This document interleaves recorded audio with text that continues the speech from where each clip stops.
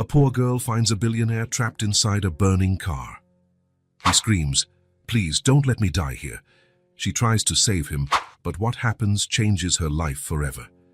People never looked down. They hurried along, eyes glued to their phones or the horizon, never noticing the small figure moving among them. To the world, Josie didn't exist. She was just a shadow gliding along the grimy sidewalks of the city. Josie didn't mind. Being invisible had its advantages. The sky still held the last rays of the sun when she arrived at the alley behind the Italian restaurant. It was her favorite spot on Tuesdays. The mustached cook threw away good food, sometimes even whole slices of pizza and pieces of bread that had barely been touched. Lucky day, she whispered to herself, finding half of a lasagna in a bag. It wasn't cold yet. Josie held the treasure in both hands, feeling the warmth against her thin fingers. The smell made her stomach rumble so loudly that she laughed. A small pleasure in a world full of big struggles. Carefully, she tucked the food inside her tattered coat and continued her search. She never took everything at once. Better to spread out her resources, just in case she lost one. Josie had learned this on her own, like so many other things that kept her alive on the streets. As she rummaged through a nearby trash bin, her fingers closed around something round and smooth, a shiny red soda bottle cap. Josie smiled, slipping it into her pocket, along with the others she had collected throughout the week. For anyone else, it was trash. For Josie, it was treasure. The wind tossed her dark hair, making her look up at the sky. Heavy clouds were rolling in, laden with the promise of rain. Josie recognized those signs. It was time to find shelter. Not that cold or rain was anything new. She had lived on the streets for so long that her small body had adapted to the elements. Her coat, 3 sizes too big, had been found in a donation box left at the door of a church. It wasn't pretty.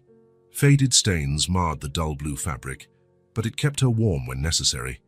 Josie quickened her pace, crossing the street toward the abandoned subway station. During renovations, workers had left several boxes of equipment in the corner of the east entrance.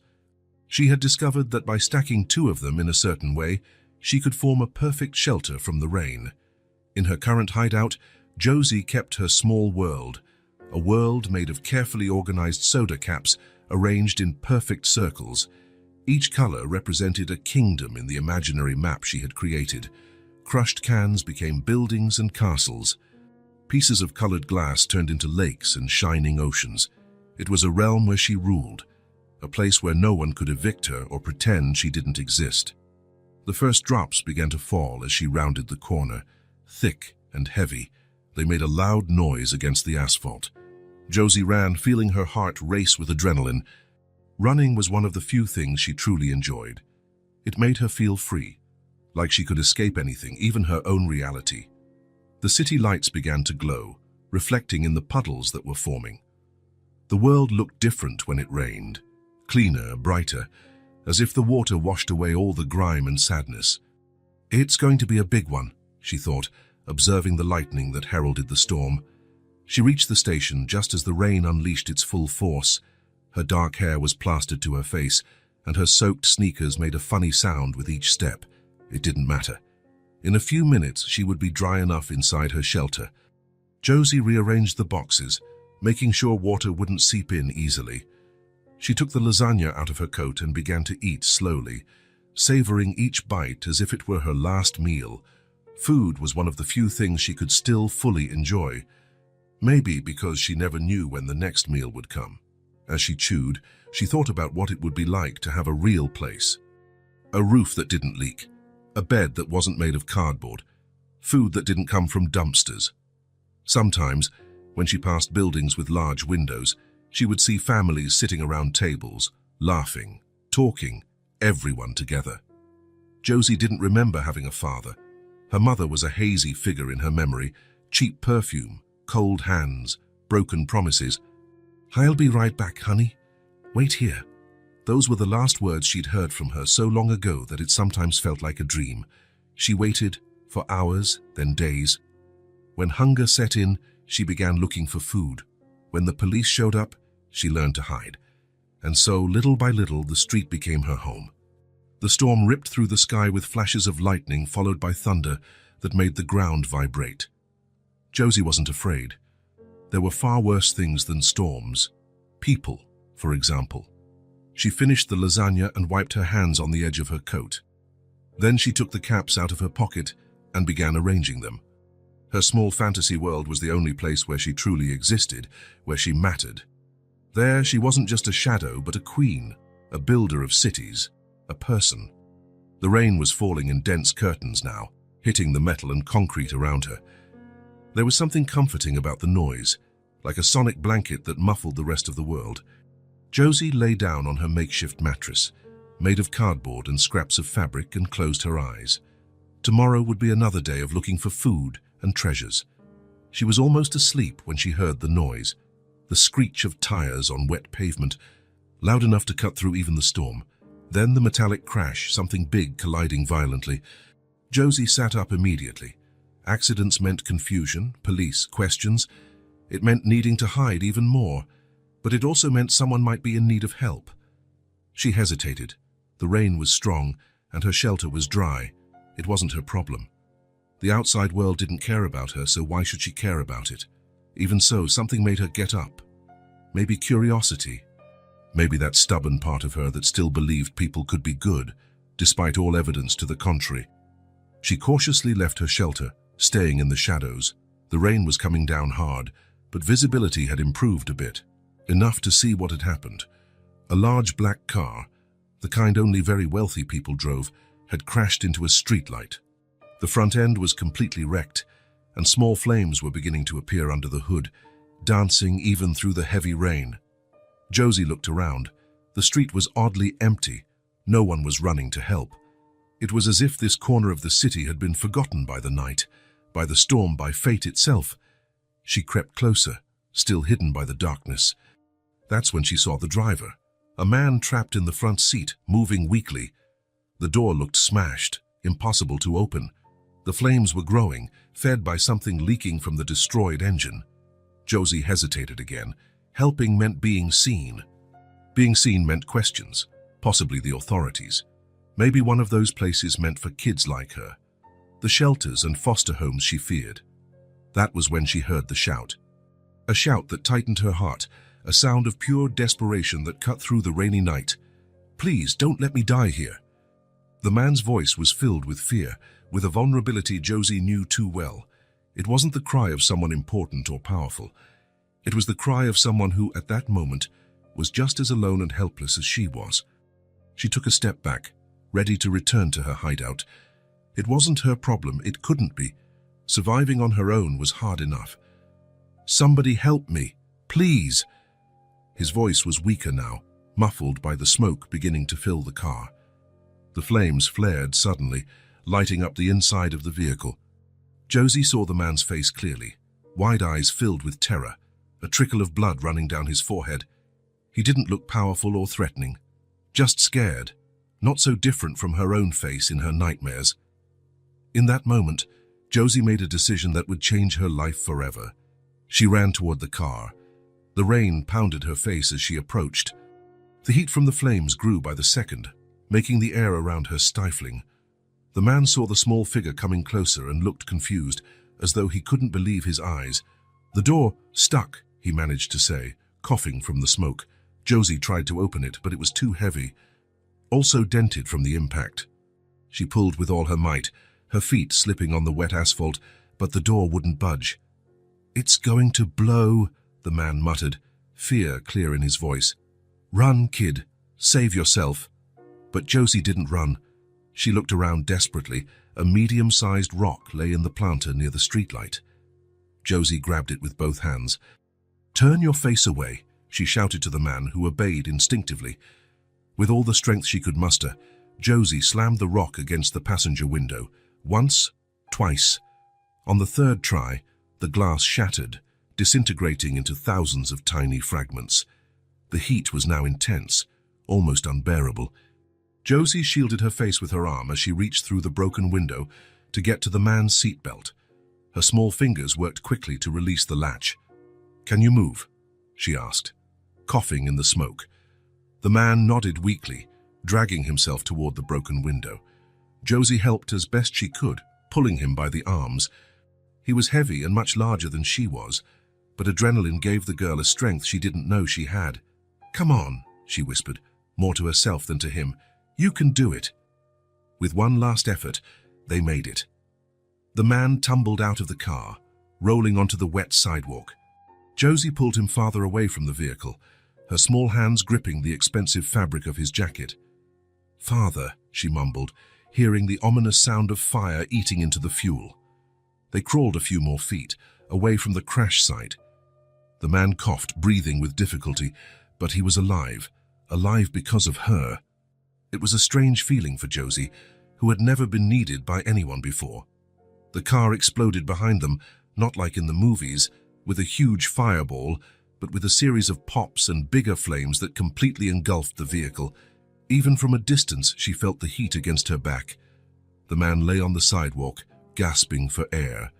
Blood dripped from a cut on his head, mixing with the rainwater that washed over his face. His eyes, however, were open and focused on Josie. "You," he began, his voice weak but clear. "You saved me." Josie didn't answer. She was already regretting having helped. People meant complications, meant questions, meant having to explain things she preferred to hide. What's your name?" the man asked, fighting to stay conscious. She hesitated. Giving her name was dangerous. A name meant identity. Identity meant being found, and being found was the last thing she wanted. But something in the man's eyes made her answer. It wasn't the pitying look some adults gave her when they saw her rummaging through trash, nor the look of disgust or fear. It was gratitude. "Josie," she finally replied, her voice almost a whisper amid the rain and flames. The man gave a faint smile. "Thank you, Josie," he said, before his eyes began to close, consciousness slipping away like sand through fingers. In the distance, the sirens. Someone had finally noticed the crash and called for help. The sounds were getting closer, cutting through the night like sharp knives. Josie looked at the unconscious man, then at the red and blue lights starting to appear at the far end of the street. She decided she had done enough. In seconds, she'd be surrounded by police, paramedics, people asking questions she didn't want to answer. "Goodbye," she murmured, though she knew he couldn't hear her. The sirens were closer now. Josie took one last look at the man. His black suit was torn and dirty, but it still screamed money. He would be fine. People like him were always fine. They had money, power, people who cared. By the time the first ambulance turned the corner, Josie had already vanished into the shadows, invisible again as she'd always been. The only evidence of her existence were the small, wet footprints that would soon be washed away by the rain. The paramedics found only an unconscious man beside a burning car. As they carried him to the ambulance, checking his vital signs and administering first aid, no one noticed the small figure watching from afar, cloaked in the darkness of a nearby alley. Josie watched as they loaded the man into the ambulance. For a moment, she imagined what it would be like to get into that ambulance with him, go to a clean, warm hospital, maybe receive a formal thank you, possibly even a reward, a place to stay, but she knew it wouldn't be like that.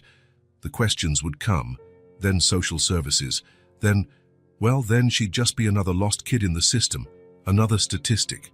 Better to stay invisible. The ambulance left, taking the man to a world Josie only observed from a distance, a world of comfort, security and certainty that she could barely imagine. The sirens faded, leaving only the sound of rain and the distant crackling of the burning car. Josie returned to her shelter, soaked and exhausted. The rush of adrenaline had worn off, leaving her trembling and cold. She lay down on her damp cardboard mattress, pulling a piece of cardboard over herself like a blanket. She closed her eyes, listening to the storm outside. No one ever noticed Josie.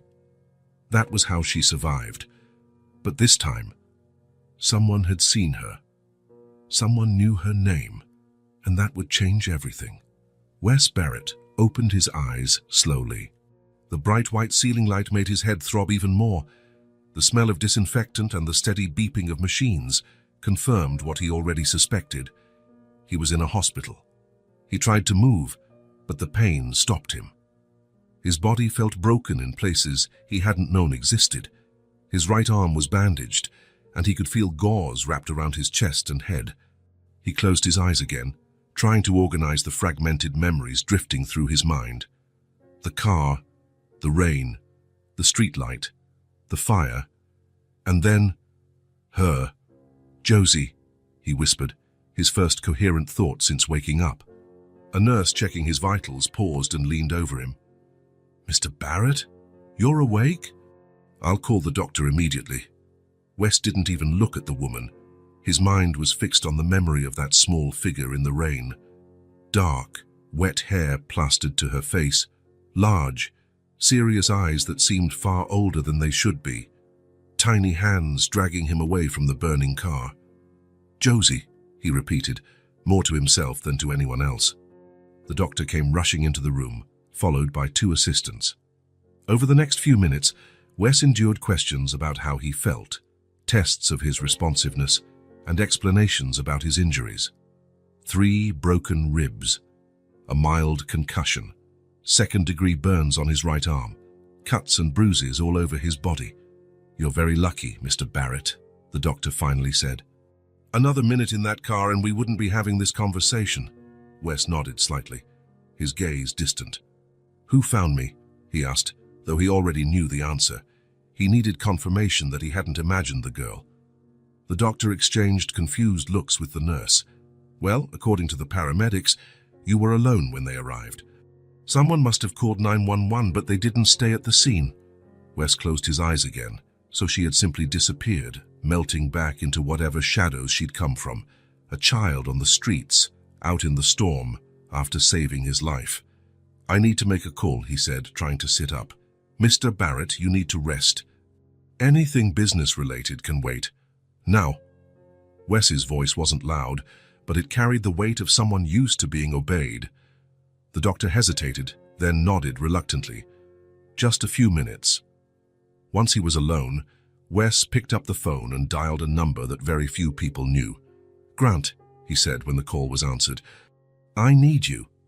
3 days passed before Wes had the strength to leave his bed for more than a few minutes.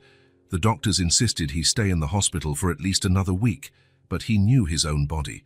More importantly, he knew his mind, and his mind couldn't rest. Every time he closed his eyes, he saw her face. Josie. The girl who appeared out of nowhere and disappeared in the same way, leaving only her name and a debt Wes didn't know how to repay. On the afternoon of the 4th day, Grant Riker walked into the hospital room, tall, broad-shouldered, and grey-haired. The ex-military man carried a discreet folder under his arm. His usually impassive face showed a slight frown upon seeing the state of his employer, and Wes liked to think, friend. "You look awful," Grant said, sitting in the chair next to the bed. "Always honest," Wes replied with a faint smile. "What did you find out?" Grant placed the folder on the bedside table and opened it, revealing photos and documents. "Nothing good," he began, his tone professional. "The crash wasn't an accident. Someone tampered with your car's brakes." Wes nodded slowly. Somehow, he'd expected that. "There's more," Grant continued, showing an enlarged photo of the car's door mechanism. The locks were modified. At the moment of impact, they jammed automatically. Whoever did this didn't just want you to crash. They wanted to make sure you were trapped inside when the fire started. Wes felt a chill run down his spine. If not for Josie, he would have burned alive, unable to escape. "Suspects?" Grant pulled another photo from the folder. A middle-aged man with carefully combed hair and an impeccable suit. "Richard Linley. Your former partner has plenty of motive. After you kicked him out of the company last year over that embezzlement scandal, he publicly swore you'd regret it." Wes took the photo, studying the face of the man he'd considered a friend for almost a decade. Even after the theft, even after the threats, he never imagined Richard would go that far. "Do we have solid proof?" "We're getting there. I found out he hired a mechanic with a criminal past. We're tracing the payments." Wes handed the photo back, his gaze drifting to the hospital window, looking out at the city below. "Keep investigating," he said finally, "but keep it all quiet for now." Grant frowned, puzzled. "You don't want to hand him over to the police?" "Not yet. I have another priority at the moment." Wes turned to Grant, his gaze suddenly intense. "I need you to find someone. A girl named Josie, a street kid, probably 6 to 8 years old, dark hair, brown eyes. She pulled me out of the car before it exploded." Grant remained silent for a moment, absorbing the information. "A street kid. Saved you. She broke the window with a rock. Dragged me out." Wes touched his bandaged chest unconsciously, as if her name were inscribed there. "I need to find her, Grant. The city's huge, Wes. Thousands of homeless people, many of them kids. It could be like looking for a needle in a haystack. You've found harder things before." Grant nodded slowly. "I'll need a more detailed description, anything that might help." Wes closed his eyes, trying to recall every detail of that rainy night. She was alone, wore old clothes way too big, seemed adapted to street life. She wasn't scared, even with the fire. "So determined." He paused, remembering her small voice. She didn't say much, but when she told me her name, it sounded like she was revealing a secret. Grant jotted down notes in a small notebook. "I'll start today," he said, getting up. "But, Wes, the city isn't kind to homeless kids. If we find her, what do you plan to do?" Wes looked at his own hands, the scratches and cuts still healing, hands that would be cold and lifeless if not for a girl the world had forgotten. "Help her," he answered simply, "in whatever way she needs." Grant nodded and left the room, leaving Wes alone with his thoughts. Outside, the city continued its frenetic rhythm, thousands of lives following their paths without ever intersecting.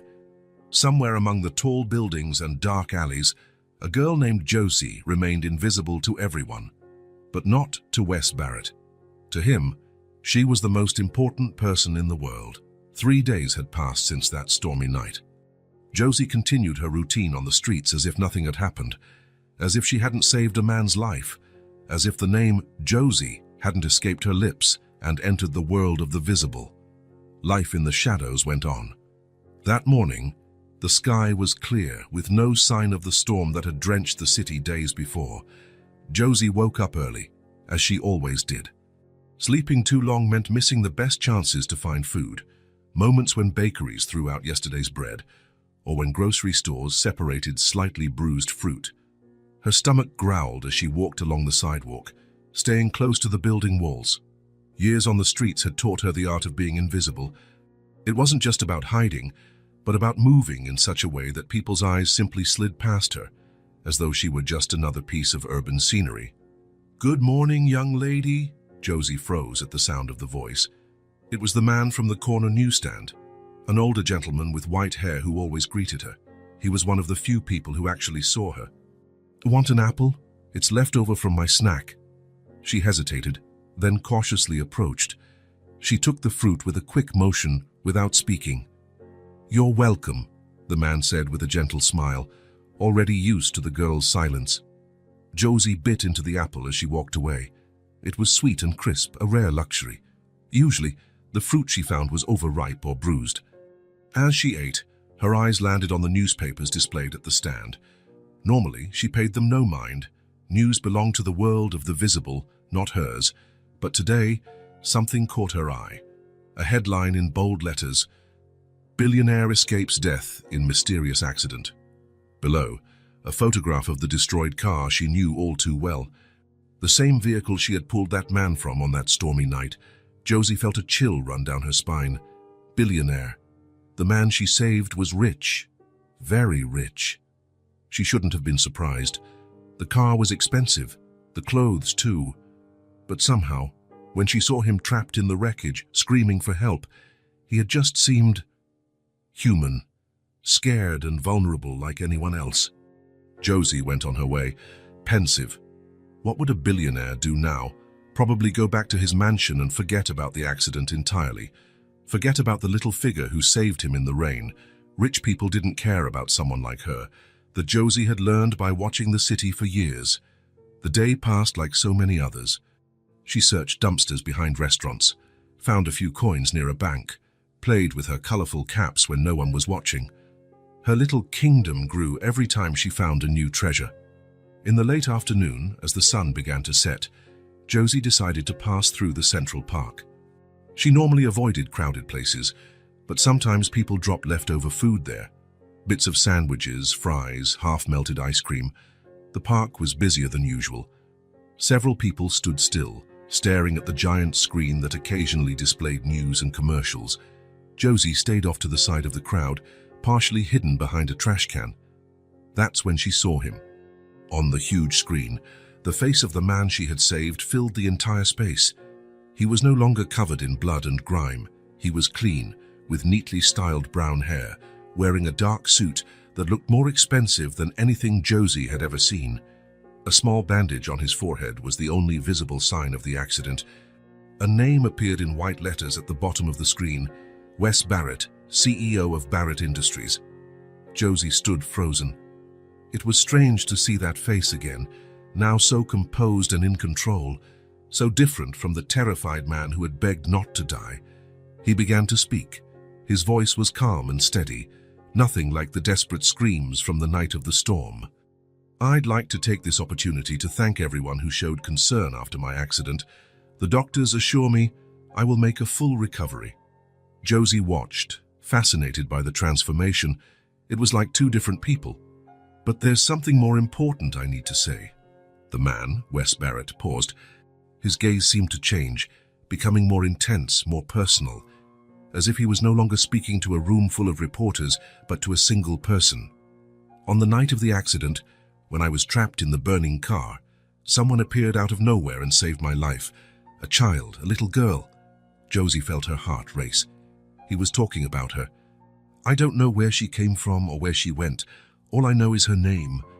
The girl shrank further behind the trash can, as if the people in the park might somehow connect her to the words on the screen.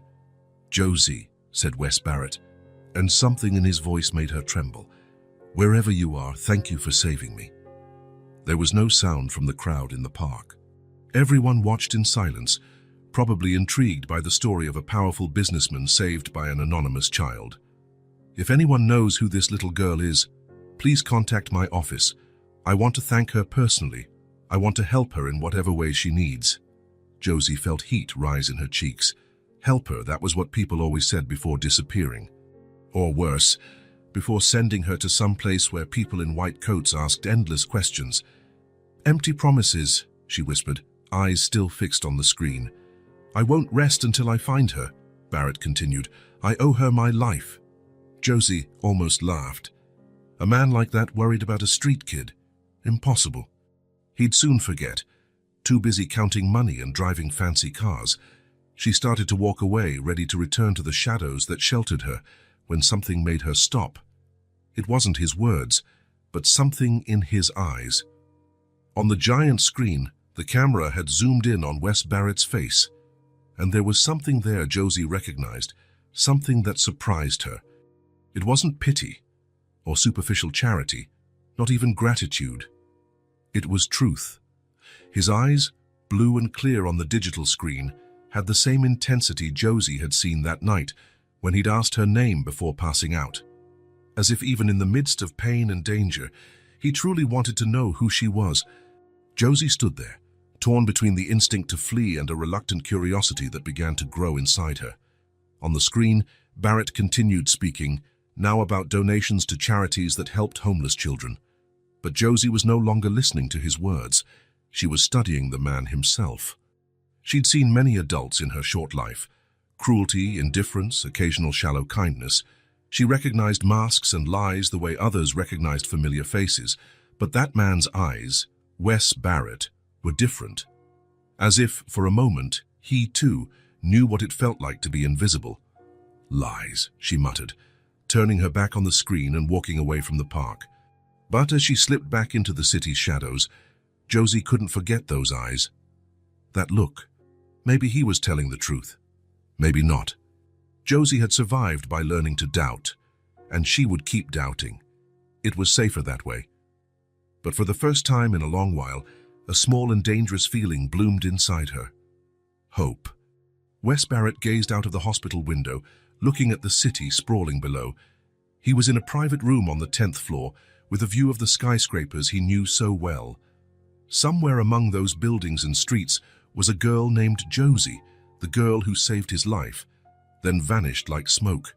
"So where is Grant?" he muttered, checking his watch for the third time in 5 minutes.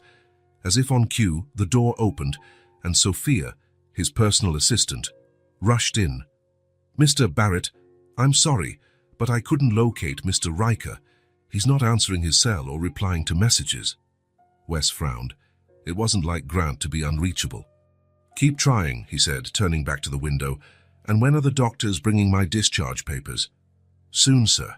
They still think you should stay a few more days." Wes shook his head. He didn't have time for that, not when he needed to find Josie. The door opened again, and this time it was Grant Riker himself who entered the room.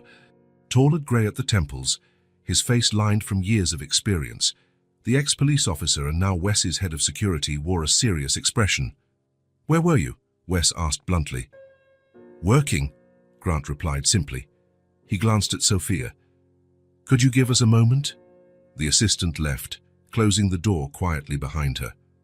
Grant approached the hospital bed. "How are you feeling?" "Tired of lying down. I need to get out of here, Grant. I need to find her." "The girl."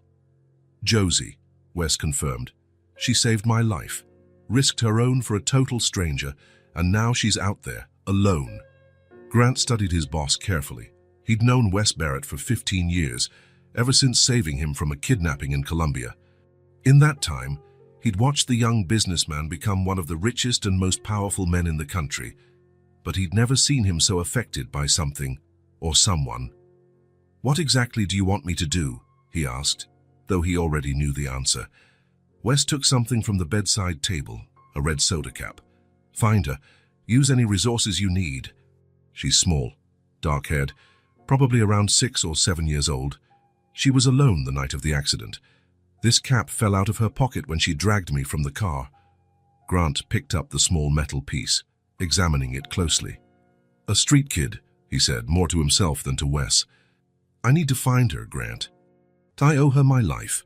The investigator tucked the cap into his pocket. "I'll start immediately.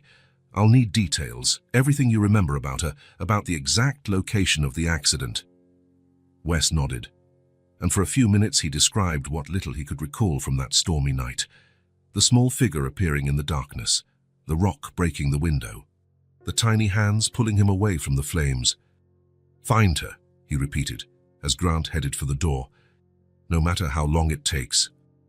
3 days had passed since Grant began his search. The city was vast, with thousands of people living on the streets, many of them children.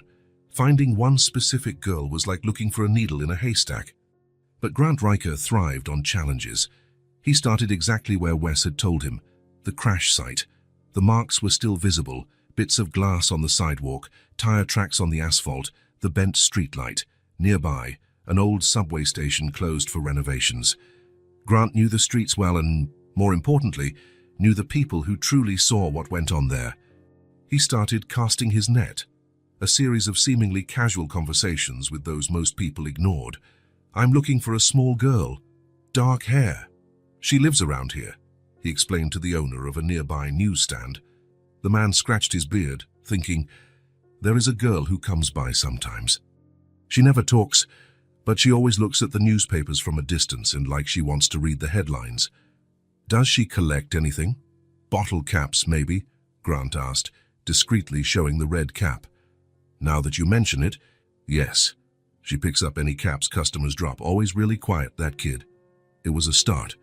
Grant continued investigating, talking to local shopkeepers, doormen, custodians, invisible people who saw far more than one might think.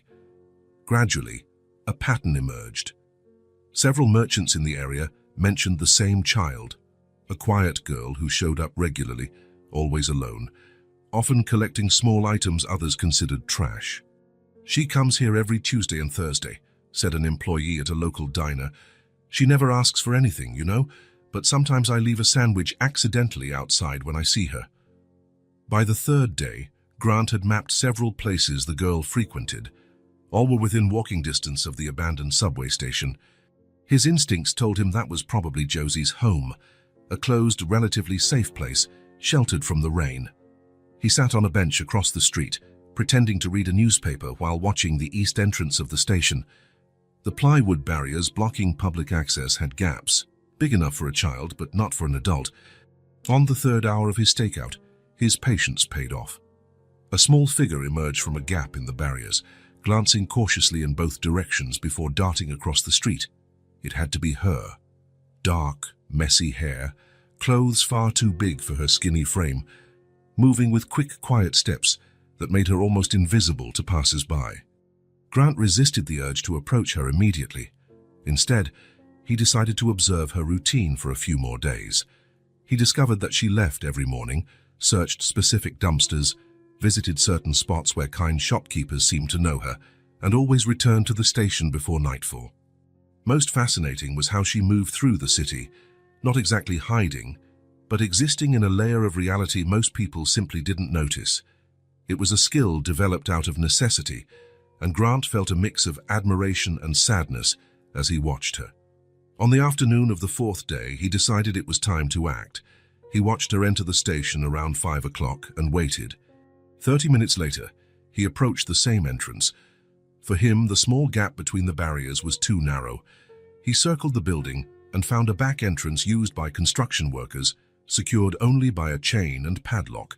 For someone with his training, it posed no challenge. In under a minute, Grant was inside the abandoned station. The place was dark and quiet, with rays of light coming through a few broken windows high above. The air smelled of damp concrete and rusty metal. He moved silently, ears alert for any sound. Then he heard it, a soft clinking sound, like something light being placed on a hard surface. Then another clink and another. He followed the sound to the old boarding platform. He stopped in the shadows, observing the scene before him. In a relatively clean area, lit by a narrow beam of sunlight from a broken window, sat Josie. She was completely absorbed in something Grant couldn't see clearly from where he stood. He quietly shifted to the side for a better view, careful not to startle her. That's when he saw what she was doing. Bottle caps, dozens of them, arranged in complex patterns on the floor. Blue, red, yellow, green, forming circles, lines, and arrangements that seemed to have meaning only for her. The girl moved the pieces carefully, sometimes whispering words to herself, as if narrating a story. Grant stood there, transfixed. There was something extraordinary in the concentration of that small child organizing her world of colorful caps. It was as though, for a few moments, she wasn't a homeless girl, but a queen reigning over her own domain. That was when his foot accidentally kicked a loose piece of concrete, causing it to roll noisily across the floor. The girl's reaction was instantaneous. In a second, she was on her feet, eyes fixed in the direction of the sound, body tense like a startled animal ready to flee. "It's all right," Grant said, stepping out of the shadows with his hands visible. "I'm not going to hurt you." To his surprise, Josie didn't run. She stood there, watching him intently, her large, dark eyes taking in every detail of his appearance. There was no obvious fear in her gaze, just a calculated caution that seemed far too mature for someone so young. "My name is Grant," he said, keeping a respectful distance. "I'm looking for someone, a girl named Josie." She didn't show any reaction at the mention of her name, but her eyes narrowed slightly. "I came on behalf of a friend of yours," Grant continued, crouching slightly to be closer to her height. "A man you helped on a rainy night, when there was fire." Something flickered across the girl's face, recognition quickly suppressed. "He wants to thank you," Grant said, slowly pulling out the red bottle cap from his pocket. "You dropped this that night." Josie looked at the cap, then at Grant. Her small face remained expressionless, but there was a battle behind those eyes. Trust or flee, believe or doubt. "I don't know any man," she finally said, her voice small and a bit raspy from disuse. Grant nodded, respecting her caution. "His name is Wes Barrett. You pulled him out of a burning car." "You saved his life." Josie didn't reply. Her gaze dropped to the caps on the floor.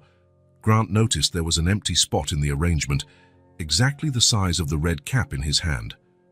"You have an interesting world here," he commented, looking at the intricate pattern at her feet. "What do they represent?" For a moment, he thought she wouldn't answer. But then, surprisingly, She pointed at a group of blue caps. That's the Northern Kingdom, they have the biggest lake. Next, some green caps.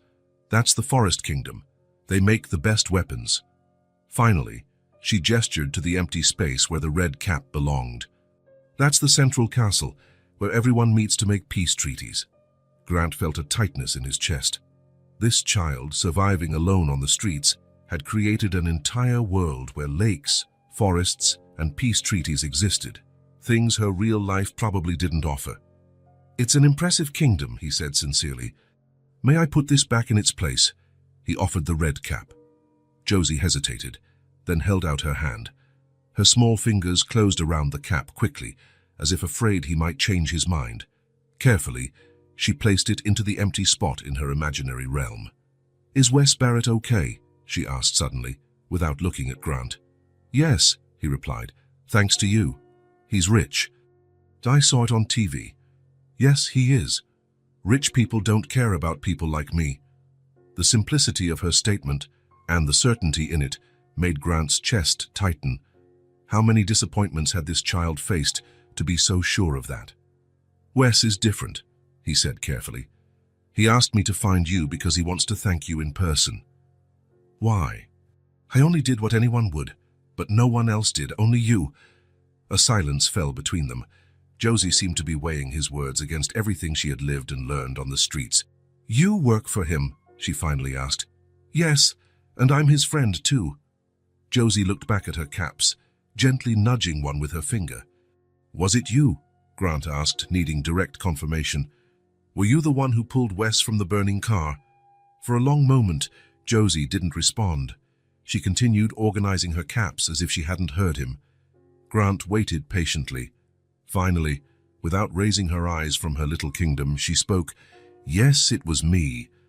I just helped." The simplicity of her reply contained a humility many adults didn't possess. For Josie, saving a life was merely helping, nothing extraordinary, nothing worthy of special recognition. Grant slowly took his phone out, making sure not to scare her. "Can I call him now to tell him I found you?" Josie shrugged, a strangely adult gesture in her small body. "If you want." Grant walked a few steps away and dialed. Wes picked up on the first ring. "Grant." "I found her," Grant said simply. There was silence on the other end. Then Wes's voice, more emotional than Grant had ever heard it. "Is she okay? Where is she?" "At the abandoned station. She's safe." And Grant glanced at the small figure on the floor, still immersed in her colorful kingdom. "She's extraordinary, Wes."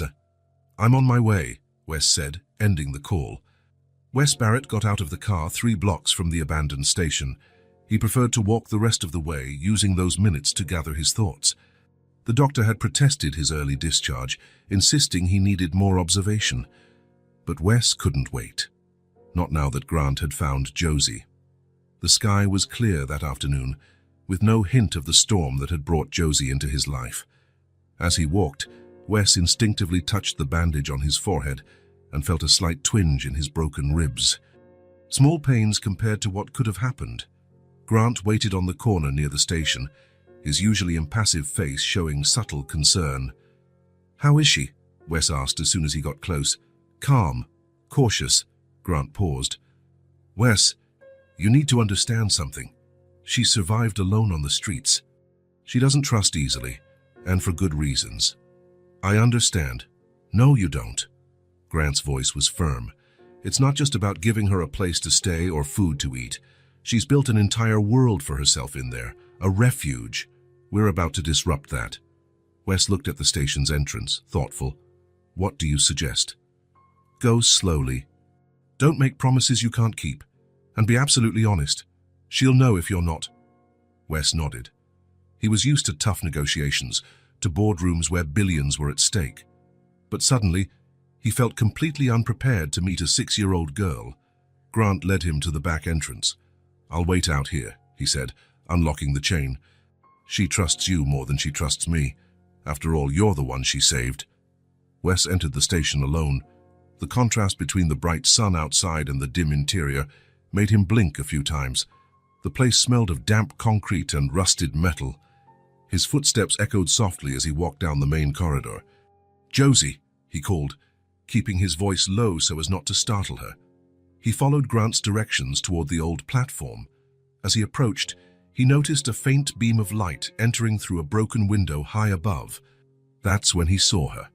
Sitting on the cold concrete, surrounded by colorful bottle caps arranged in complex patterns, was Josie. She seemed even smaller than Wes remembered from the night of the accident. Her dark hair was messy, and her clothes, an oversized coat and faded pants, swallowed her thin frame. Wes stopped a few feet away, not wanting to invade her space. "Hello, Josie," he said gently. She lifted her head, and their eyes met. Even in the dim light, Wes recognized those eyes immediately. Large, dark, with an intensity not typical of a child so young. The same eyes that had met his on that stormy night, while she pulled him from the flames. "You're the man from TV," Josie said, her voice small and slightly hoarse. "Yes, my name is Wes." He took a careful step forward. "Your friend Grant said I could come in." "He's not my friend," she corrected quickly. "We just talked."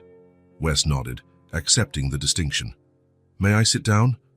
Josie shrugged, a gesture he interpreted as permission. He lowered himself onto the floor, keeping a respectful distance. His ribs complained, but he ignored the pain. For a moment, they were silent. Wes observed the intricate arrangement of caps in front of him, impressed by its precision. "Did you make all this?" he asked. Josie nodded, looking at her creation with a mixture of pride and protectiveness. "They're the 5 kingdoms," she explained simply. "It's amazing," Wes said, genuinely meaning it. There was something deeply moving about how this child had created an entire world from what others would consider trash. Another silence settled between them. Wes knew he had to proceed carefully. This wasn't a corporate deal where he could control the situation with well-chosen words or calculated offers. "Josie," he finally began, "I want to thank you. You saved my life that night." The girl continued, looking at her caps. "Anyone would have done the same. But they didn't. Only you." Wes paused. "May I ask you something? Where are your parents?" Josie's face grew even more guarded, a shadow passing through her eyes.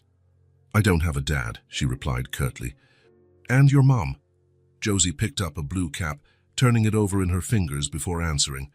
"My mom left me, said she'd be right back. She never came." The plainness of her statement, without pity or drama, hit Wes like a punch. How many nights had this child waited for someone who never returned? How long until she realized she was completely alone? "How long ago?" he asked softly. Josie shrugged again. "Lots of moons." Wes understood she probably couldn't measure time accurately. It might have been months or years. "And where do you live?" "Besides here." "Different places. Depends on the rain, on the cold." She lifted her eyes to him, a touch of defiance.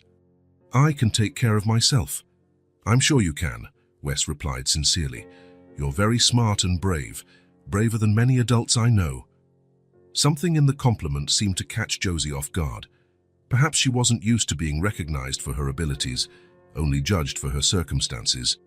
Wes glanced around the cold, damp space she called home. A few boxes were stacked in one corner, forming a kind of shelter. A piece of cardboard covered with old fabric served as a bed. Nearby, a torn backpack held what he guessed were all her worldly possessions. Something inside him broke. This child had risked her own safety to save him, and here she was, alone, sleeping on the cold floor of an abandoned station. "Josie," he said carefully, "you saved my life, and you don't deserve to live like this." The girl looked at him with distrust. She'd likely heard empty promises before. Wes took a deep breath and made a decision that would change the course of both their lives. "I have a big house with an empty room. There's hot food, clean water, and a safe place to sleep." He paused, choosing his words carefully. "Would you like to come with me?"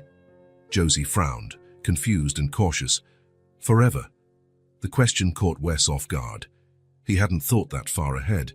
He was acting on instinct, which was rare for a man who usually calculated every business move. "For as long as you want," he answered honestly. "If you don't like it, you can leave, I promise." Josie looked at her small kingdom of caps, then at the torn backpack in the corner. Can I bring my things? Of course. Anything you want. She thought for another moment, her young face serious like a judge weighing a complex case. If I don't like it, you'll bring me back here. My word, Wes promised, surprised by the intensity of his own commitment. Josie got up and began gathering her caps carefully, placing them into a small tin she pulled from the backpack. Then she packed her few belongings. When she finished, she stood in front of Wes, the battered backpack on her shoulders, looking simultaneously very young and very old. Wes stood slowly, feeling a twinge in his injured ribs, and held out his hand. Ready? Josie studied his outstretched hand for a long moment. Then, hesitantly, she placed her small hand in his. The touch nearly made Wes falter.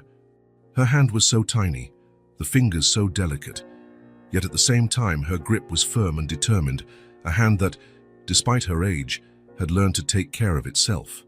Together, they walked out of the abandoned station, leaving behind the makeshift shelter Josie had called home. Grant was waiting outside, his normally stoic face softening slightly at the sight of the girl holding Wes's hand. Everything okay? Grant asked, mostly directing the question to Josie. She nodded, her expression serious. As they headed to the car, a light rain began to fall. Wes noticed Josie glancing worriedly at the sky. Don't worry, he said. We'll be home before the rain gets worse. Home. The word sounded strange even to him. His penthouse had never really felt like a home, more like a place to sleep between business trips and endless meetings. Now, suddenly, he was bringing a child there. In the car, Josie sat quietly, eyes wide as she looked around. Her small hands clutched her backpack on her lap, as though someone might try to take her few possessions. Grant drove in silence, occasionally glancing in the rearview mirror at the two in the back seat. Wes could tell his friend was still worried, probably wondering if Wes truly understood what he was doing. Honestly, he didn't, but he knew it was the right thing. When they arrived at the luxurious building where Wes lived, Josie looked up in awe at its height.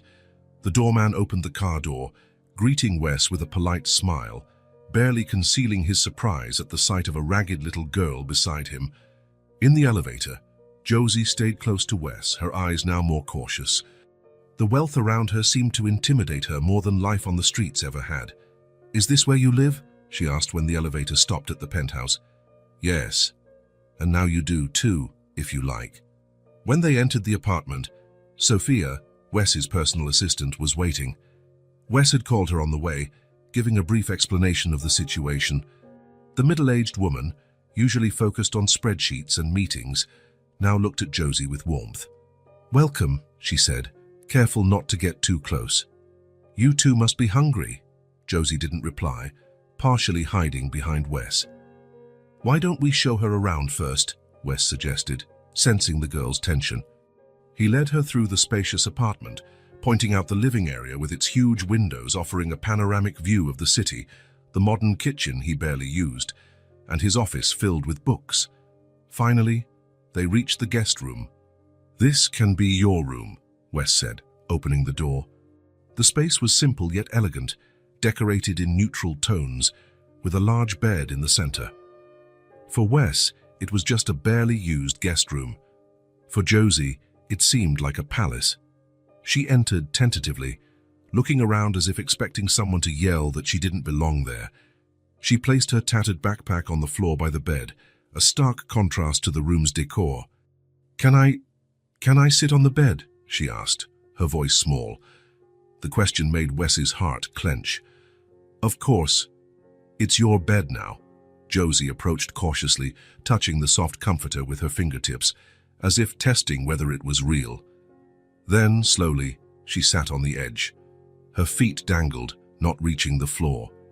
It's soft, she remarked, almost to herself. Sophia appeared at the door, carrying some neatly folded clothes and fluffy towels. I thought you might like a warm bath, she said, placing the items on a nearby chair. And these clothes should fit until we can buy some others. Josie eyed the clean clothes with a mix of longing and mistrust. We'll let you get settled, Wes said.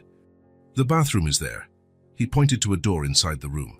It has hot water. Use as much as you want. He and Sophia left, quietly closing the door behind them. In the hallway, Sophia looked at him with an expression that was both surprised and approving. "She really saved your life." "Yes," Wes replied simply. "And she has no one." "No one," Sophia nodded, understanding the situation without needing more details. "I'll make something for her to eat." After she left, Wes paused outside Josie's room before going to his own. He listened to the sound of water running. Something inside him, a part he hadn't known existed, felt like it was thawing. 20 minutes later, Josie emerged. She was unrecognizable. Her dark hair, now clean, fell in damp waves over her shoulders. She wore a simple t-shirt and pants that, while still a bit large, were clean and intact. Her face, free of dirt, revealed pink cheeks and faint freckles on her nose. In the kitchen, Sophia had prepared a simple meal: hot soup, fresh bread, and some fruit. Wes watched as Josie sat at the table timidly, her eyes wide at the sight of the food. "Go ahead and eat," he said gently. "There's more if you want it." Josie ate slowly and carefully, as if each spoonful was too precious to waste. Wes noticed she only finished half the soup before stopping. "Aren't you hungry anymore?" he asked. Josie glanced at the plate, then at Wes, clearly conflicted. "We can save it for later," Sophia said, understanding immediately. "I'll put it in the fridge for you." Relief was visible on Josie's face. Wes realized she was rationing her food, a habit from never knowing when her next meal would come. Later that evening, as darkness fell over the city, Wes found Josie sitting on the edge of her bed, looking out the window at the city lights below. She still hadn't gone under the covers, as if unsure whether she was allowed to use the bed. "Time to sleep," he said softly. "It's been a long day." Josie nodded but didn't move. "Is everything okay?" Wes asked. "It's just so big and soft." Wes understood. A king-size bed probably felt as foreign to her as sleeping on concrete would feel to him. "Do you want me to leave the hallway light on, so it's not too dark?" Josie nodded, appearing relieved by the suggestion. "I'll be in the room down the hall if you need anything. Just call." She looked at him for a long moment, as if assessing the sincerity of the offer. "Thank you," she finally said, her voice almost a whisper. "Good night, Josie," Wes answered, resisting the urge to come closer. He knew instinctively that hugs and goodnight kisses were still far off in the future. He left the door slightly ajar and turned on the hallway light, as promised. On his way to his own room, he stopped briefly to speak with Sophia, who was getting ready to leave. "Do you think I did the right thing?" he asked, keeping his voice low so Josie wouldn't hear. Sophia, who had known him for years, offered a gentle smile. "I think you both needed this, Mr. Barrett." After she left, Wes stopped by Josie's room before retiring. He peeked through the gap in the door and saw that she had finally slipped under the blankets. She lay in the middle of the huge bed, appearing incredibly small between the white sheets. What surprised him was what he saw next to her. On the pillow, carefully arranged, were her colorful caps, organized in the same intricate pattern he'd seen in the station. Her little kingdom, rebuilt in new territory. Wes smiled to himself. Josie didn't fully trust him yet. Perhaps she never would. But she was trying. She was watching. She was giving this new life a chance. For now, that was enough. 3 weeks had passed since Josie arrived at Wes's penthouse. 3 weeks of adjustments, discoveries, and daily small victories. Her world, once limited to alleys and dumpsters, now included her own bedroom, regular meals, and the constant presence of Wes and Sophia. At first, Josie slept on the floor beside the bed, wrapped in a blanket. Wes found her that way every morning, but never commented.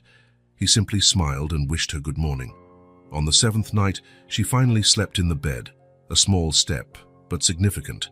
Food was also a delicate issue. Josie continued hiding pieces of bread and fruit under her pillow, preparing for the days of scarcity her mind still feared. Sophia noticed, changed the sheets, washed everything, and never said a word. Gradually, those hidden stashes of food became fewer. On that sunny Saturday morning, Wes was on the balcony drinking coffee and answering emails. He had drastically reduced his workload in recent weeks, delegating as much as possible to be around Josie. It was a radical change for a man who used to work 16-hour days. Josie appeared silently, as she always did. Despite the comfort of her new home, she still moved like a shadow, a habit hard to break after so long on the streets. "Good morning," Wes said, smiling at her. "Did you sleep well?" She nodded, sitting in the chair next to him.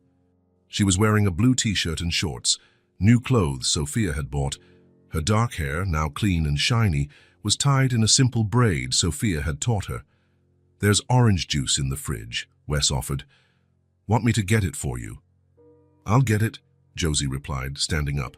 Another small victory. During the first weeks, she rarely served herself, as if afraid to take something without permission.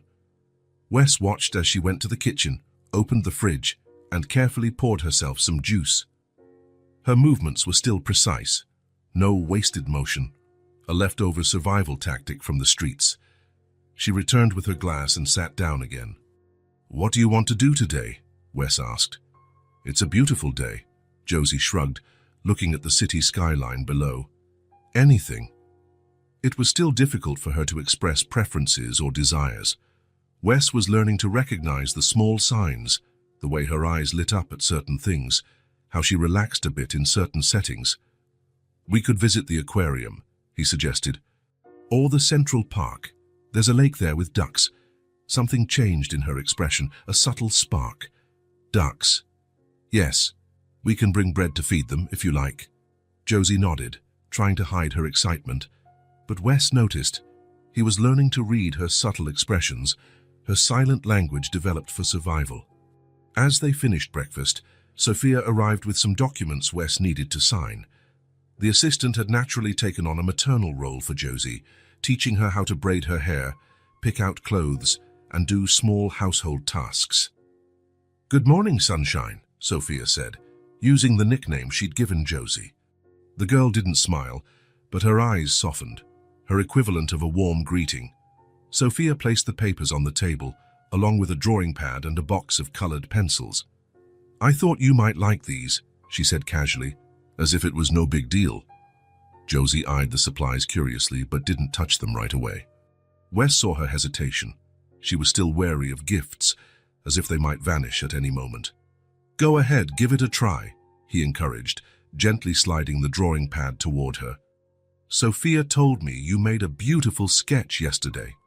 The day before, while Wes was in a video conference, Sophia had given Josie some pencils and paper. The girl had drawn a series of colorful circles that she later explained represented her bottle cap kingdoms. Josie finally picked up a blue pencil and began scribbling on the pad. Wes and Sophia exchanged quick looks of approval and then focused on the documents they had to review. For nearly an hour, they worked in silence while Josie drew. Occasionally, Wes glanced at her, noting her intense concentration, the tip of her tongue peeking from the corner of her mouth as she worked. When they finished reviewing the documents, Sophia said her goodbyes, promising to return the next day. "Have fun at the park," she added, smiling at Josie. Wes put the papers away and looked at Josie, who was still drawing. "May I see what you're making?" She hesitated, then moved the pad away, revealing her creation. However, she hadn't drawn on the pad. She'd used a paper napkin on the table. Wes was surprised. The drawing was simple, with childlike lines, but extremely expressive. It showed two stick figures, one tall, one small, holding hands in front of what looked like a house with a triangular roof and a chimney releasing smoke. A bright yellow sun shone in the upper corner, and colorful flowers dotted the yard. It was Wes and Josie, a house, a family. Something tightened in Wes's chest. He tried to speak, but found the words wouldn't come easily. It's lovely, Josie," he finally said. She regarded the drawing critically. "The roof is crooked." "No, it's perfect," Wes said, lightly touching the napkin. "Did you ever have a house like that? A place of your own?" Josie shook her head. "Only in my head. 3 simple words, containing a world of loss and longing." Wes felt his heart ache again. What was it like to grow up without a place to call your own? No security, no warm bed, no one waiting for you at the end of the day. Wes picked up the napkin carefully, stood, and left the balcony without explaining. Josie watched him go with a neutral expression, but her eyes followed him intently. In his office, Wes opened a drawer and took out an old leather planner. Between its pages, he kept photographs and important documents. Gently, he placed Josie's napkin drawing between the pages, smoothing it so it wouldn't crumple. When he returned to the balcony, Josie was still seated, sipping her juice, seemingly indifferent. But Wes noticed how her eyes darted to his empty hands, noting that he hadn't thrown away her drawing. He said nothing about the napkin. He didn't mention that he'd placed it among his most valuable possessions or how deeply it had touched him. Instead, he smiled and said, "Shall we get ready to see the ducks?" Their day at the park was calm and pleasant. Josie was fascinated by the ducks, though she kept a serious expression as she fed them. Wes observed how she made sure to distribute the bread evenly, including to the smaller ducks that lagged behind. Afterward, they walked around, pausing to watch a group of kids playing ball. Josie watched them with a mix of curiosity and caution. When one of the children waved, inviting her to join, she hid partially behind Wes. "You don't have to play if you don't want to," he said gently. "I don't know how," she replied, eyes still on the kids. "I could teach you another time if you want." She nodded, and they kept walking. Wes noticed how she looked at other families, parents and children holding hands, piggyback rides, laughter. A world she had only observed from the outside, like looking through a storefront window. On the way home, they stopped at an ice cream shop. Josie chose chocolate but ate only half before asking to save the rest. "We can always come back and get more," Wes explained gently. "I still want to save it," she insisted. Wes understood. Old habits were hard to break. For Josie, conserving resources was a deeply ingrained survival instinct. That evening, after dinner, they sat in the living room watching a documentary about marine animals. Josie was captivated by the colorful images of tropical fish and coral reefs. Wes made occasional comments, explaining interesting facts about the creatures. When the program ended, it was time for Josie to go to bed. This part of the routine was already well established. A bath, brushing teeth, clean pajamas, and a story read by Wes before sleep. As he tucked her in, Josie looked thoughtful, her large eyes fixed on the ceiling. "What is it?" Wes asked. "Is something bothering you?" Josie was quiet for a moment, as though gathering courage. "Do you have a family?" she asked finally. The question took Wes by surprise. In all the weeks Josie had lived with him, they'd never really talked about his past. "My parents died a long time ago," he answered honestly. "I have no siblings." "But you're rich," Josie said, frowning. "In stories, rich people always have families." Wes smiled at the childlike logic. "Real life is sometimes different from stories." "You never had kids?" "No."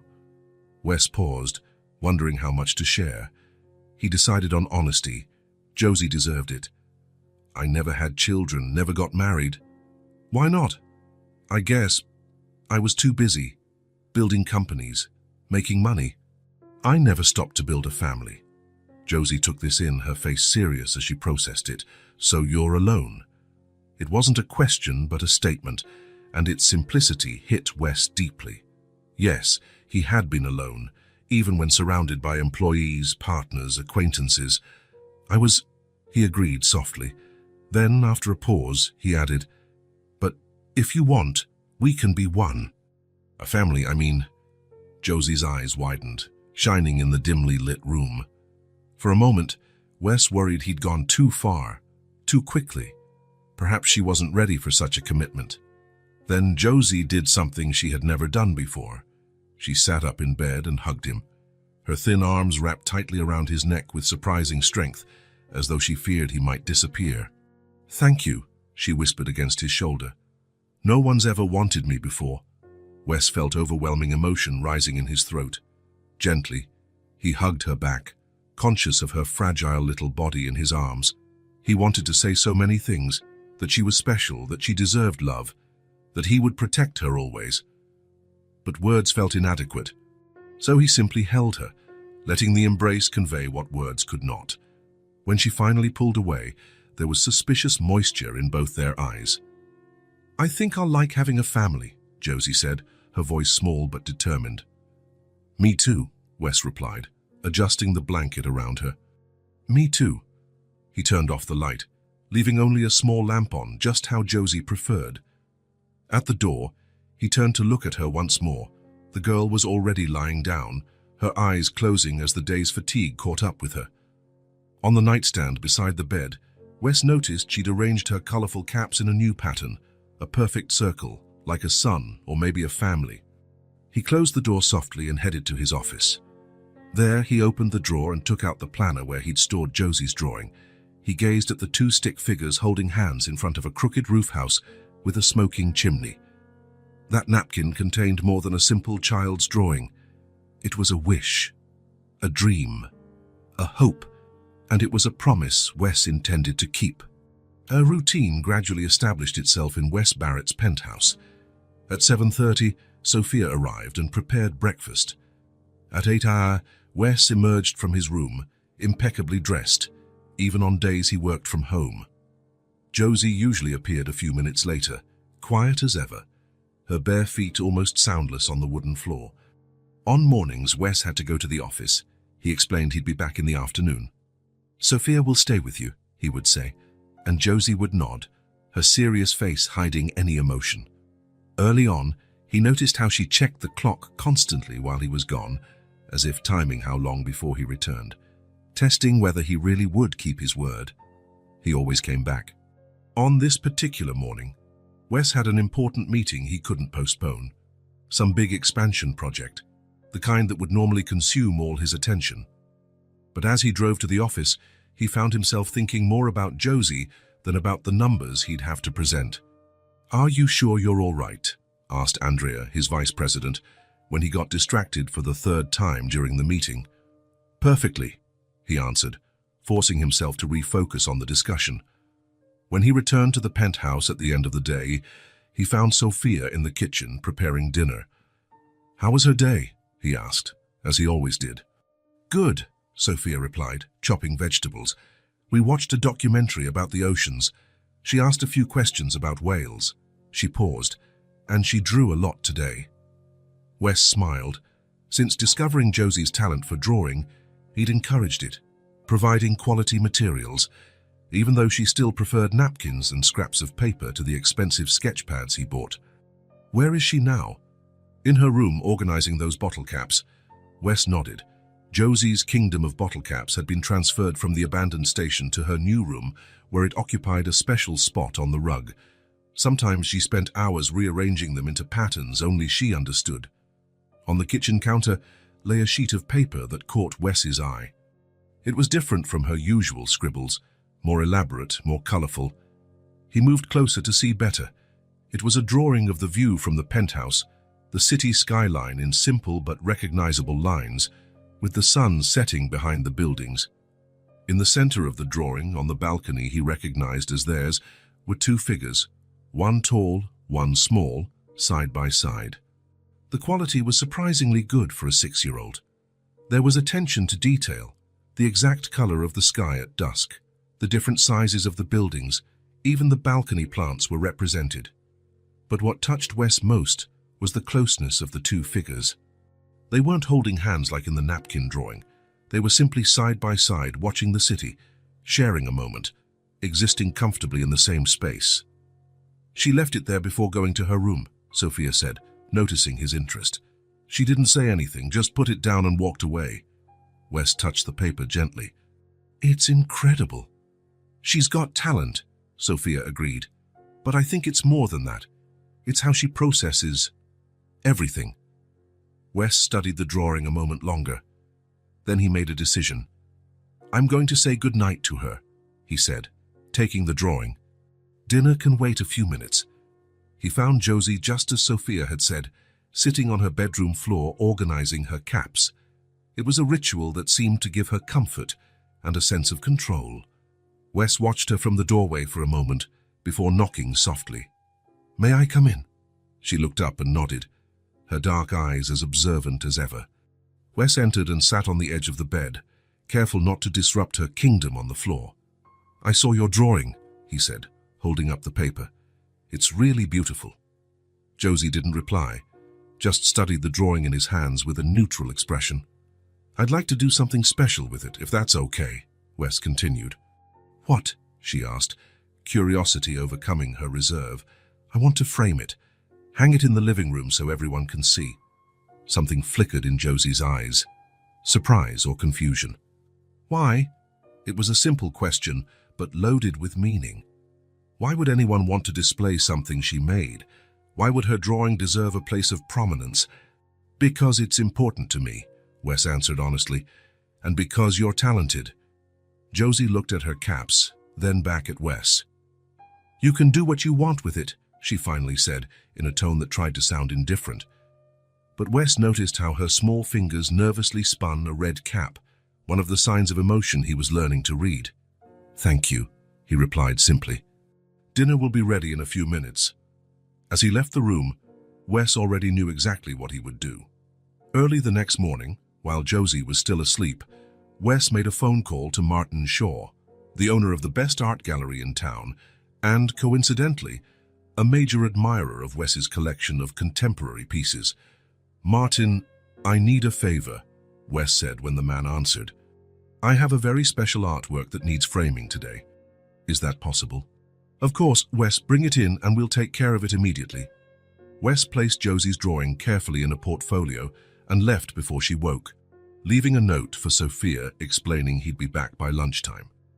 At the gallery, Martin examined the drawing with professional interest. "A recent acquisition?" he asked, curious. "You could say that," Wes replied with a small smile. "She's an emerging artist with a lot of potential." Martin nodded, sensing the importance of the request without asking further questions. "What kind of frame do you have in mind?" "Simple, elegant, something that won't overshadow the drawing itself."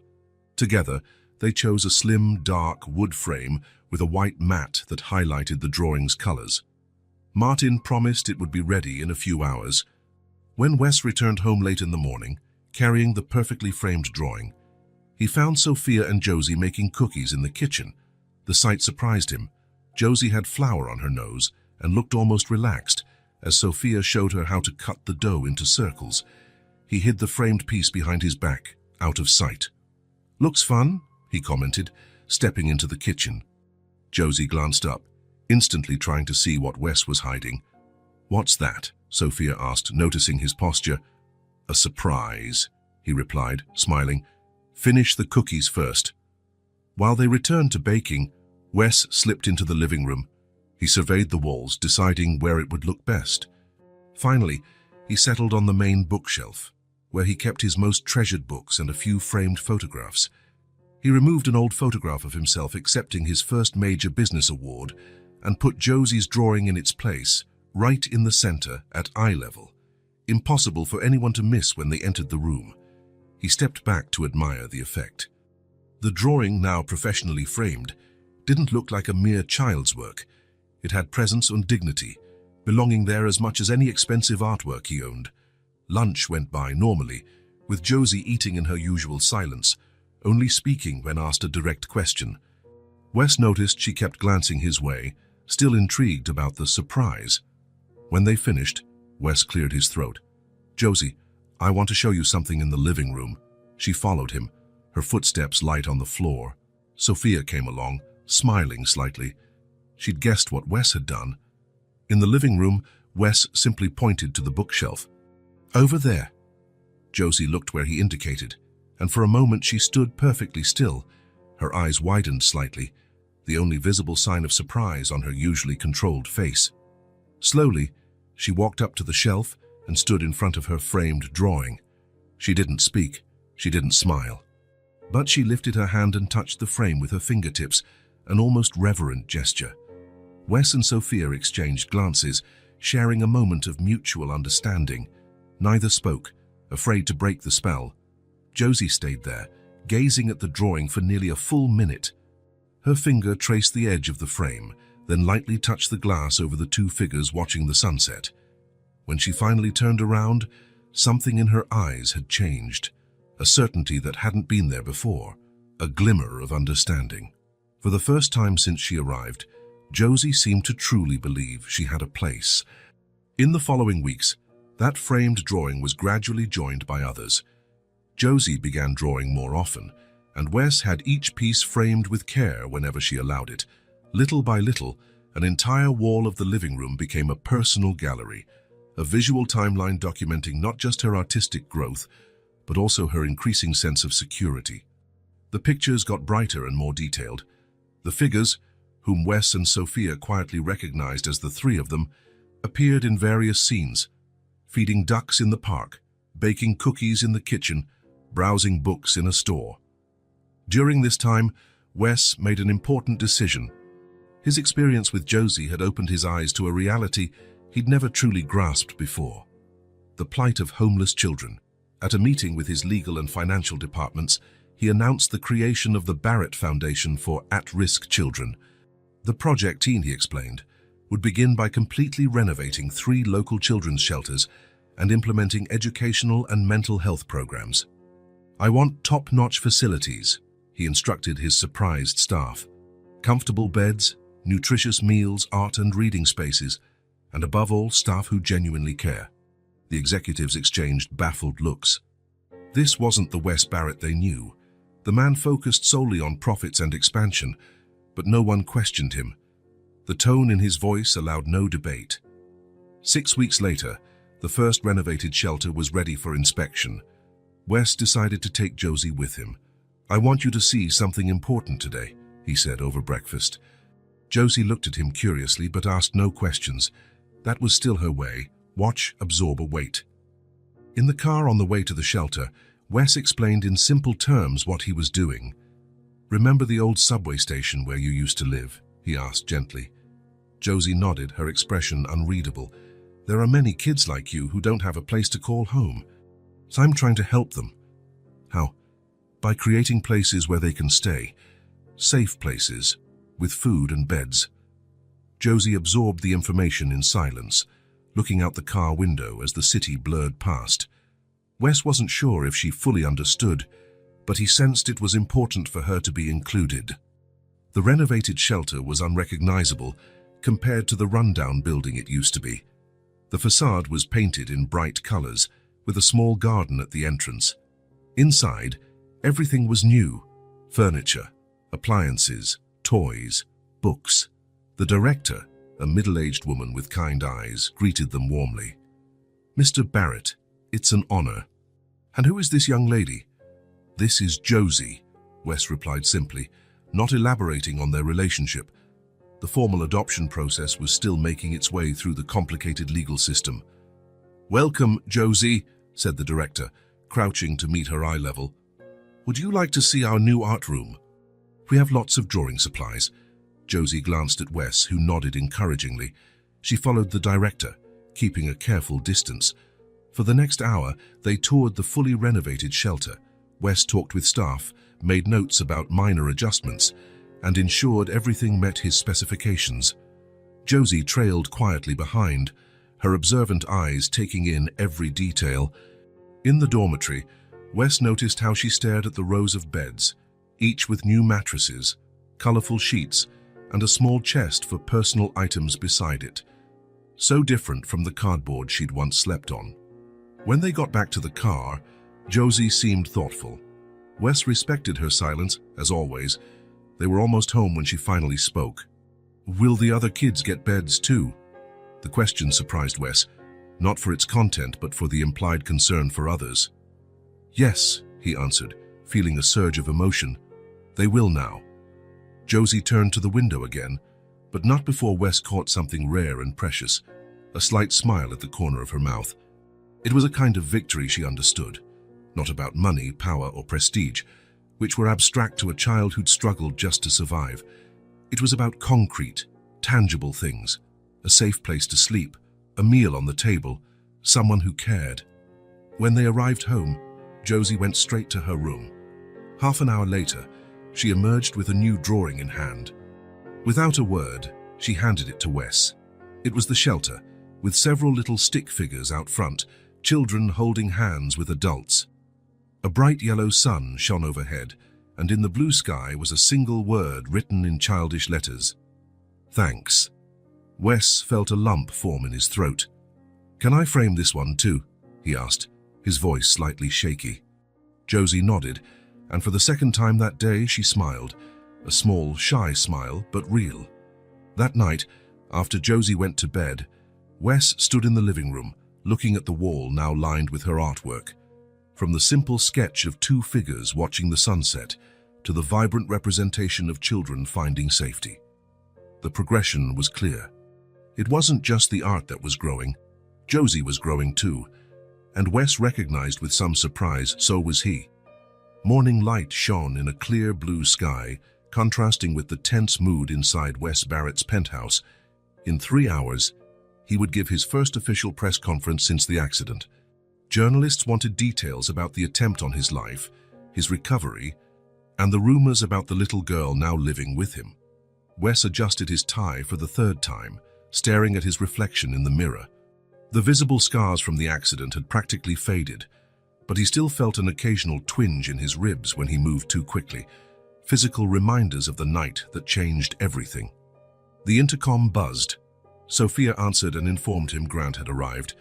"Send him up," Wes instructed, giving himself one last look in the mirror.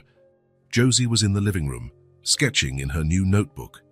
Over the past few weeks, she had developed a morning routine, breakfast with Wes, then drawing or reading while he worked on emails. It was a normalcy neither of them had ever imagined months ago. "Good morning, sunshine," Grant said as he walked in, using the nickname Sophia had coined and everyone had adopted. Josie didn't reply verbally, but lifted her eyes for a moment, silent acknowledgement that, for her, was almost a warm greeting. "We need to talk," Grant said, his tone indicating it wasn't for Josie's ears. Wes nodded. "Sophia, could you stay with Josie for a moment? We'll be in the office." Sophia, who was arranging flowers on the dining table, smiled. "Of course." "Hey, sunshine, want to help me make those chocolate cookies you like?" In the office, with the door closed, Grant laid a folder on the desk. "The final report," he said simply. Wes sat down, opening the folder with a calm that didn't reflect his inner tension. Over the past weeks, Grant had been running a detailed investigation into the sabotage, parallel to the official police inquiry. "The attempt was orchestrated by Richard Lindley, your ex-partner," Grant said as Wes began reading. "He's already in custody. The police caught him last night trying to board a flight to the Cayman Islands." Wes took the information in without surprise. In a way, so he had expected it. Richard Lindley had been his business partner for nearly a decade, until Wes uncovered that he was embezzling company funds, firing him, and the ensuing scandal had destroyed Lindley's reputation. "He hired a mechanic with a criminal record to tamper with the brakes," Grant continued, "and modified the door locks to jam upon impact. He wanted to ensure you were trapped when the fire started." Wes took a deep breath, flipping through the detailed report. Photos, statements, bank records. The evidence was damning. "If not for Josie," he said, leaving the sentence unfinished. "Exactly," Grant agreed. "Lindley never counted on a street kid appearing out of nowhere to save you." Wes closed the folder and got up, walking over to the window. Below, the city moved on, oblivious to the drama playing out in that penthouse. "What are you going to say at the press conference?" Grant asked. "The truth," Wes said simply.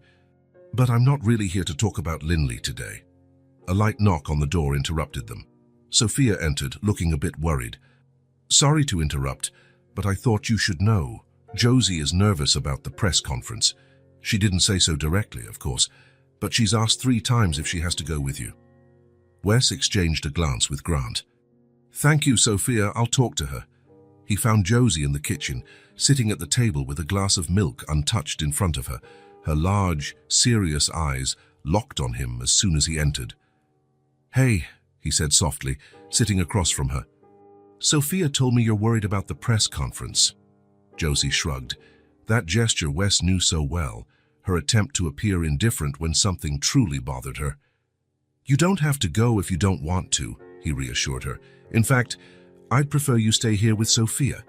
There will be a lot of cameras and people asking questions. It's not a pleasant place. But you're going to talk about me," she said. Not as a question, but a statement. Wes nodded. "Yes. People are curious. They want to know who saved me that night. And also," he paused, carefully choosing his words, "I want to tell them about what we decided, that you're my daughter now. If that's okay with you." Josie took this in silently, her small fingers tracing invisible patterns on the table. "They'll want to see me afterward." The perceptiveness of her question didn't surprise Wes. Josie always had an understanding beyond her years. "Probably. Some reporters will ask for interviews, photos, but we won't do anything you don't want to." "I promise." Josie nodded slowly. "Okay, you can tell them." Wes smiled, recognizing the trust implied in those simple words, a trust earned day by day. 2 hours later, Wes faced a sea of cameras and microphones in the Barrett Industries auditorium. The flashes popped incessantly as he stepped up to the podium, accompanied by his lawyer and Grant, who stood discreetly to his right. "Good afternoon," Wes began, his voice steady through the speakers. "Thank you for coming. As you know, I'm here to discuss the incident that nearly took my life 2 months ago." The cameras kept flashing as he gave a brief account of the accident. Then, with calm composure, he announced, "The investigation is complete. The attempt was planned and executed by my former partner, Richard Linley, who is now in police custody. I won't go into the motives or legal details, as that's for the courts." A murmur spread through the crowd. Journalists raised their hands, eager with questions, but Wes lifted his own for silence. "The perpetrator has been identified and will be dealt with by the law. But today, I want to focus on what gave me the strength to go on." The room went silent, everyone focused on his words. "On the night of the accident, when I was trapped in a burning car with no hope of survival, something improbable happened. A child, a 6-year-old girl living on the streets, risked her own life to save mine." Wes paused, emotion tightening his throat. It wasn't part of the carefully prepared PR statement. It was genuine. "Her name is Josie, and in the weeks following my accident, as I recovered, something extraordinary happened between us, something neither of us expected." Another silence, deeper this time. Even the photographers seemed to take fewer pictures, as if captivated by the story. "Josie, the girl who saved me, is now my daughter. The adoption was finalized last week." Wes smiled, a genuine smile that lit up his usually serious face. "And that's what I'm most proud of." The journalists erupted in questions now, but Wes only answered the most relevant ones. "No, Josie wasn't present.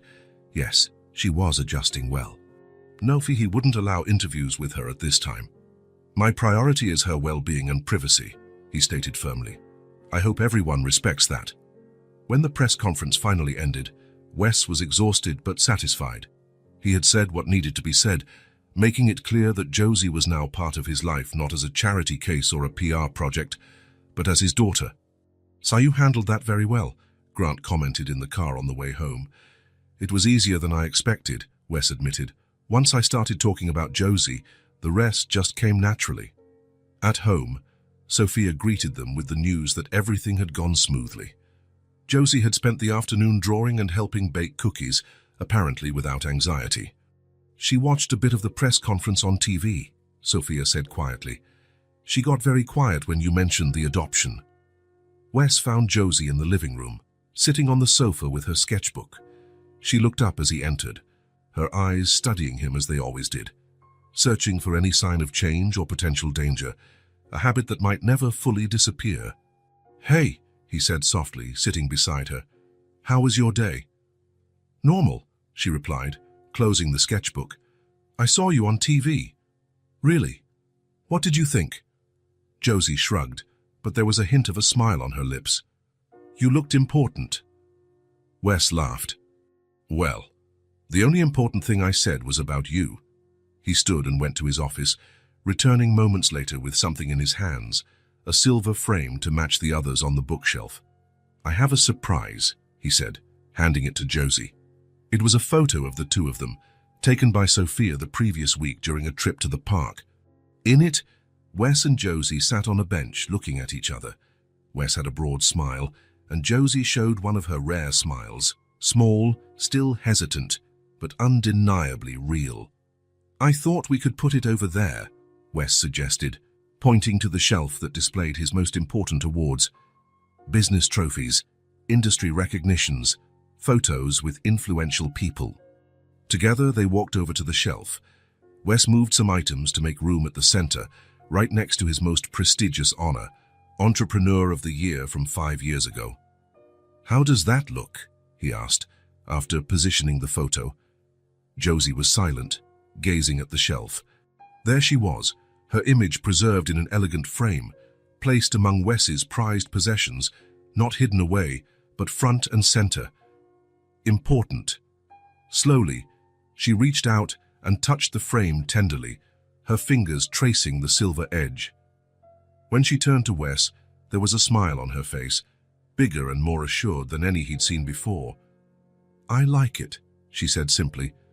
To anyone else, it might have seemed a reserved response. But Wes knew Josie well enough now to recognize the depth of feeling behind those simple words. It was more than approval, it was acceptance, belonging. The photo on the shelf was more than just an image, it was a statement.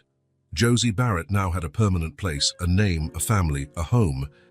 And for a girl who had spent her life being invisible, that meant everything.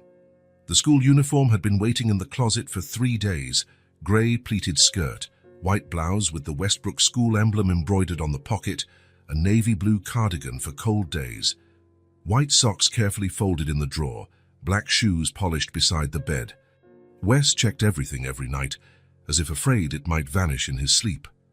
On the morning of the big day, he woke before the alarm, 5:30 a.m. He spent a few minutes staring at the ceiling, feeling a nervousness he hadn't felt since his first major business deals. Getting Josie accepted at Westbrook Academy hadn't been easy. Even with his resources and influence, there were hurdles. No previous school records, incomplete medical history, the inevitable gaps in the development of a child who had lived on the streets for years. "She's exceptionally bright," Wes had insisted during the final interview with the principal. "She just needs a chance." The principal, Mrs. Montgomery, had examined the drawings spread across her desk. Detailed urban landscapes, expressive figures, vibrant colors telling wordless stories. "I agree," she finally said, after a long evaluation. "We'll start with individual assessments, then gradually integrate her into regular classes." In the kitchen, Wes prepared breakfast with extra care, scrambled eggs, buttered toast, freshly squeezed orange juice, the kind of meal a dad would make for his daughter on her first day of school. The word still echoed strangely in his mind. In official documents, newspaper headlines, conversations with lawyers and social workers, he was now legally Josie Barrett's father. At 6:40, he heard light footsteps in the hallway. Josie appeared at the kitchen door, already dressed in the full uniform. Her dark hair still messy despite an obvious attempt to comb it. Her eyes, usually guarded, seemed bigger today, anxious. "Good morning," Wes said, trying to keep a casual tone despite the knot in his stomach. "Did you sleep well?" She nodded and sat at the table, her feet in pristine white socks swung above the floor. "Sophia will be here in 15 minutes to help with your hair," he mentioned, serving the orange juice. "I tried myself," Josie said, running her hand over her unruly strands, "but it didn't work." "It looks fine," Wes said, smiling. "But Sophia's better at that than both of us put together." When Sophia arrived, she brought a small wrapped present with colorful paper. "For you, Sunshine," she said, handing it to Josie. "A little good luck charm for your first day." It was a small golden sun brooch, delicate and shiny. "To pin on your cardigan," Sophia explained, "so you remember you always shine, even on cloudy days." Josie touched the brooch carefully, as if afraid it might break. "Thank you," she murmured, her voice small but clear. Sophia transformed Josie's wild hair into a neat braid, then pinned the brooch on the navy blue cardigan, placing it over her heart. "Perfect," she declared, stepping back to admire her work. "You look beautiful, Sunshine." Grant drove them to school because Wes admitted he was too jittery to drive. In the back seat, Josie clutched her brand new backpack, blue with silver stars, tightly on her lap, as if it were a shield. Outside the car window, the same city passed by, the city where she once roamed unseen, collecting bottle caps and surviving day to day. Westbrook Academy, with its green lawns and red brick buildings, presented a stark contrast to her past. Children in identical uniforms converged at the entrance, some excited, some sleepy, all clearly belonging to something bigger. Wes and Josie walked up the stone path toward the main building. Other parents watched them, some openly curious. The story of Wes Barrett and his adopted daughter had been on magazines and newspapers in recent weeks. At the entrance to the elementary wing, the teacher was waiting. A middle-aged woman with a kind smile and keen eyes. She briefly explained how the day would go. Light assessments, integration activities, nothing too overwhelming for a first day. "I'll be with her the whole time," she reassured Wes. "We'll take it step by step." The moment of goodbye had come. Wes knelt to look Josie in the eye. For a second, he saw in those dark eyes the same girl who'd found him on a stormy night, risking it all to save a stranger. "Are you ready?" he asked gently. Josie nodded, her fingers tightening around the straps of her backpack. Then, just as she was about to follow the teacher, she paused. She turned back to Wes, and for the first time she asked the only question that mattered: "Will you be here when I come out?" That question held entire worlds. It wasn't just about this day or this school. It was about trust, promises, the future. It was about all the times adults had vanished from her life before. "Always," Wes answered, his voice steady despite the emotion in his throat. "I promise." Josie studied him for another second, as if gauging the truth of that promise. Then, surprisingly, she stepped forward and hugged him. A quick, almost shy hug, but a hug all the same. Without looking back, she followed the teacher through the glass doors. Wes stayed there, watching until the small figure in uniform disappeared inside. But his eyes no longer saw the terrified child of the streets, the one who hid in the shadows, invisible to a world that chose not to see her. Now he saw Josie Barrett, a girl with a name, an identity, a sense of belonging. A child who drew colorful worlds and fed ducks in the park. A student about to discover libraries, labs, friends, and endless possibilities. She was invisible no longer. She was his daughter. And in that lay two salvations, hers and his own. If this story touched your heart, subscribe to the channel and turn on notifications so you don't miss the next ones. Leave a like because it helps this story get recommended to more people. See you in the next story.